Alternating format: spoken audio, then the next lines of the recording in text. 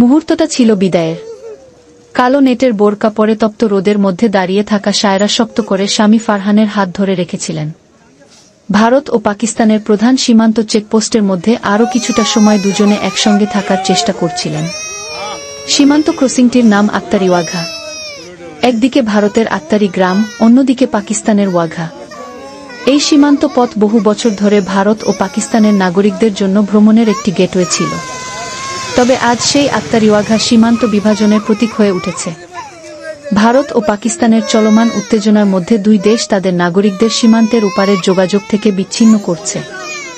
হাজারো পরিবারের উপর এর প্রভাব পড়ছে, যাদের কিছু সদস্য ভারতের, আবার কিছু সদস্য পাকিস্তানের। ভারত সরকার গত মঙ্গলবারের মধ্যে প্রায় সব পাকিস্তানি নাগরিককে দেশ ছাড়ার নির্দেশ দেওয়ার পর 9 মাসের ছেলে আজলানকে নিয়ে সায়রা ও ফারহান নয়াদিল্লি থেকে সারা রাত ভ্রমণ করে সীমান্ত ক্রসিংয়ে পৌঁছান।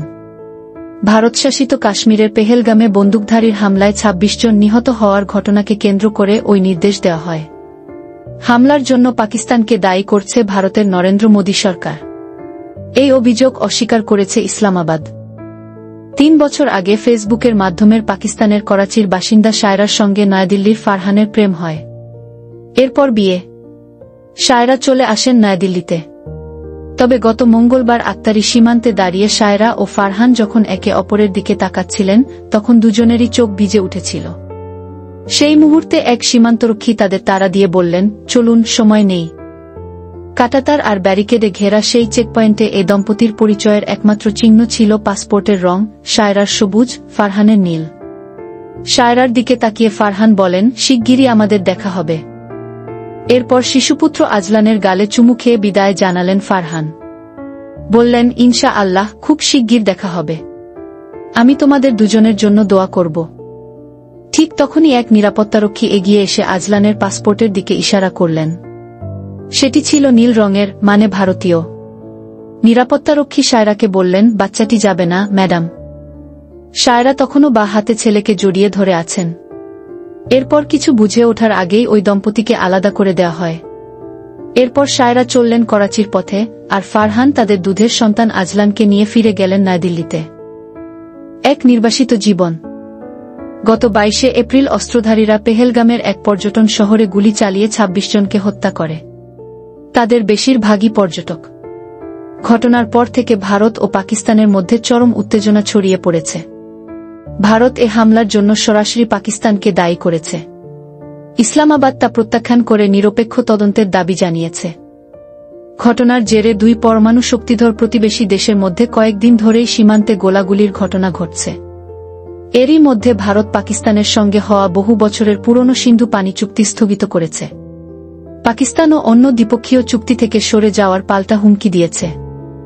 এছাড়া দুই দেশ কূটনৈতিক সম্পর্ক কমিয়ে এনেছে এবং কার্যত একে অপরের বেশিরভাগ নাগরিককেই বহিষ্কার করেছে। আত্তারি ওয়াঘা সীমান্ত এখন পুরোপুরি বন্ধ। সেখান দিয়ে মানুষের পারাপার ও পণ্য পরিবহন বন্ধ আছে। 22 এপ্রিলের পর এ পর্যন্ত আনুমানিক 750 জনকে পাকিস্তানি পাসপোর্টধারী সীমান্ত পেরিয়ে পাকিস্তানে ফিরে গেছেন। আর পাকিস্তান থেকে ভারতে ফিরেছেন প্রায় 1000 ভারতীয় নাগরিক। এই সিদ্ধান্তের কারণে ক্ষতিগ্রস্ত হওয়া মানুষের মধ্যে আছেন 2 দশক পর ভারতে মায়ের বাড়িতে বেড়াতে আসা পাকিস্তানি নারী, ভারতে একটি বিয়ের অনুষ্ঠানে অংশ নিতে আসা 2 বোন, যাদের অনুষ্ঠানে যোগ না দিয়ে ফিরতে হয়েছে, এবং ভারতে চিকিৎসা নিতে আসা বয়স্ক পাকিস্তানি রোগীরাও। 48 বছর বয়সী হালিমা বেগমও এ তালিকায় আছেন। ওড়িশা থেকে 2 দিন ধরে 2000 কিলোমিটারের বেশি পথ পাড়ি দিয়ে আত্তারি সীমান্তে পৌঁছে গেছেন তিনি। 25 বছর আগে করাচি ছাড়েন হালিমা বেগম। সেই সময় ওড়িশার এক ক্ষুদ্র ব্যবসায়ীর সঙ্গে তার বিয়ে হয়। জীবন মোটামুটি ভালোই চলছিল। এর মধ্যেই সম্প্রতি এক পুলিশ কর্মকর্তা এসে তার হাতে ভারত সরকারের ভারত ছাড়ো নোটিশ ধরিয়ে দিয়েছেন। সীমান্তের কাছে একটি ট্যাক্সিতে বেশ কিছু ব্যাগ নিয়ে বসেছিলেন হালিমা। তিনি বলেন, আমি ভীষণ ভয় পেয়ে গিয়েছিলাম। আমি ওনাদের বলেছিলাম, আমি তো এখানে এমনি এমনি আসিনি, আমার বিয়ে হয়েছে ভারতে। ভারত সরকার যে আমার এত বছরের গড়ে তোলা জীবনকে এক ঝটকায় ছিঁড়ে ফেলছে এবং আমাকে তাড়িয়ে দিচ্ছে, তা কি ন্যায্য হচ্ছে? 25 বছর ভারতে কাটানো হালিমা বলেন, ভারত তারও দেশ হয়ে গেছে। হালিমার সঙ্গে ছিলেন তার 2 ছেলে, 22 বছর বয়সী মুসাইব আহমেদ ও 16 বছরের জুবায়ের আহমেদ। 8 বছর আগে তাদের বাবা মারা গেছেন। দুই ভাই মিলে ঠিক করেছেন জুবায়ের মায়ের সঙ্গে সীমান্ত পার হবে, যেন সে মায়ের দেখাশোনা করতে পারে। দুই ছেলের পাসপোর্টই নীল অর্থাৎ ভারতীয়, আর হালিমার পাসপোর্ট সবুজ অর্থাৎ পাকিস্তানি। মুসাইব ও জুবায়ের শুরুতে সীমান্তরক্ষীদের কাছে কাকুতিমিনতি করেছিলেন, এমনকি শেষে তর্কেও জড়ান।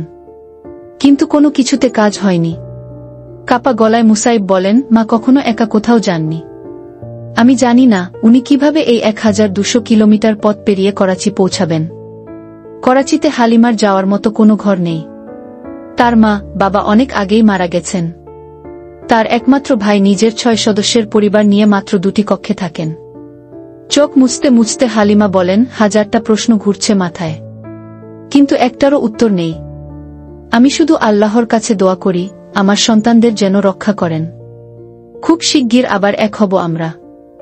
রাতারাতি টানা সীমান্তে ভাগ হয়ে যাওয়া মানুষের গল্প নিয়ে 2022 সালে প্রকাশিত হয় মিডনাইটস বর্ডার্স বইটি। এর লেখিকা সুচিত্রা বিজয়ন বলেন, ভারতীয় উপমহাদেশ জুড়ে এমন অসংখ্য হৃদয়বিদারক কাহিনী ছড়িয়ে ছিটিয়ে আছে। সুচিত্রার মতে, ব্রিটিশ ভারতের বিভাজনের পর থেকে যেসব মুসলিম নারী ভারত কিংবা পাকিস্তানে জন্ম নিয়ে অন্য দেশের পুরুষদের বিয়ে করে সেদিকে চলে গেছেন, তারাই সবচেয়ে বেশি বিপদে পড়েছেন। বিশেষ করে যখন তাদের জোর করে ফেরত পাঠানো হয়, তখন তাদের অনেক দ্বিধাদ্বন্দ্বের মধ্যে পড়তে হয়। সুচিত্রা বলেন, বিচ্ছিন্ন হওয়ার পর আপনি এমন এক জায়গায় বন্দী হয়ে পড়েন যা আর আপনার ঘর নয়, অথবা এমন একটা ঘর যেটাকে আপনি চিনতেও পারেন না। নির্বাসন হয়ে ওঠে আপনার জীবনের স্বাভাবিক অবস্থা। শায়রা ও ফারহানের মতো করে বিগত কয়েক দশকে ভারত পাকিস্তান সম্পর্কের টানাপোড়েনে বিচ্ছিন্ন হয়ে পড়া বহু পরিবার এ আশায় বুক বেঁধে থেকেছে যে অচিরেই তারা আবার মিলিত হবে। কিন্তু অনেক ক্ষেত্রেই বাস্তবে তা ঘটেনি। সুচিত্রা বিজয়ন বলেন, সবচেয়ে বেদনাদায়ক যে কথা বারবার শুনবেন সেটা হলো, অনেকে ভেবেছিলেন যে তারা সাময়িকভাবে যাচ্ছেন। শুধু একজন মাই যন্ত্রণা বুঝতে পারেন। আবারও আত্মারিওয়াঘা সীমান্তে ফিরে যাওয়া যাক।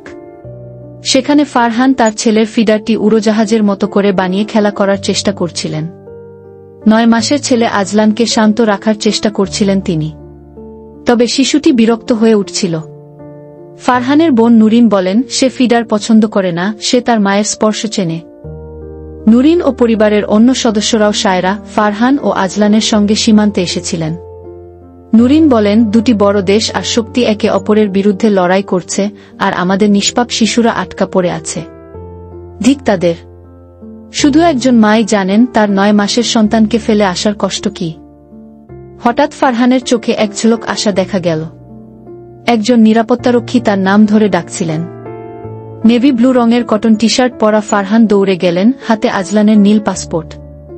দৌড়ে যাওয়ার সময় হাসি দিয়ে ফারহান বলেন, অবশেষে আমাদের পরিবারের উপর দয়া দেখানো হয়েছে। ফারহান ধারণা করেছিলেন হয়তো এবার শায়রা ও আজলান একসঙ্গে সীমান্ত পার হতে পারবে। কিন্তু 1 ঘণ্টা পর ফারহান ফিরে এলেন। তার চোখে অশ্রু। ছেলে আজলান তখনও তার কোলে, গরমে সে বিরক্ত। ফারহান বলেন, সীমান্ত পার হওয়ার সময়ও অজ্ঞান হয়ে পড়েছিল শায়রা। কর্মকর্তারা আমাকে বললেন ও জ্ঞান ফিরে পাওয়ার পর কান্না থামাতে পারছিল না। কাঁদতে কাঁদতে ফারহান বলেন, শায়রাকে দেশ ছাড়তে বাধ্য করার আগে জীবন কতটাই না ভিন্ন ছিল। ফারহান দিল্লির শতবর্ষ পুরনো ওল্ড দিল্লির একজন ইলেকট্রিশিয়ান। শায়রা করাচি থেকে স্নাতক করেছেন। ফারহানের বোন নুরিন বলেন, তার ভাই-ভাবি এমন এক দম্পতি যাদের কোনো কিছু আলাদা করতে পারত না। ফারহান বলেন, বিয়ে করে শায়রা দিল্লিতে আসার পর তার জীবন, দুনিয়া সবকিছু বদলে গিয়েছিল। আর এখন সবকিছু আবারও বদলে গেছে। এমনভাবে সবকিছু বদলেছে যা তিনি কখনো কল্পনাও করেননি। আজলানকে কোলে নিয়ে কথাগুলো বলছিলেন ফারহান। পাশে তার মা আয়েশা বেগম চুপচাপ ছেলের দিকে তাকিয়েছিলেন। তিনি পা ভাঙা অবস্থায়ও সীমান্তে এসেছিলেন। হিন্দিতে আয়েশা বলেন, ইয়ে সব পেয়ার কে মরে হায়, অর্থাৎ এরা সব প্রেমের বলি। ভারত পাকিস্তান টানাপোড়েনে এক একটি পরিবারকে ছিন্নভিন্ন হতে দেখা আয়েশা বেগমের উপলব্ধি, নরকেও প্রেমে পড়া যাবে, কিন্তু কখনো এখানে নয়। তথ্যসূত্র, আল জাজিরা।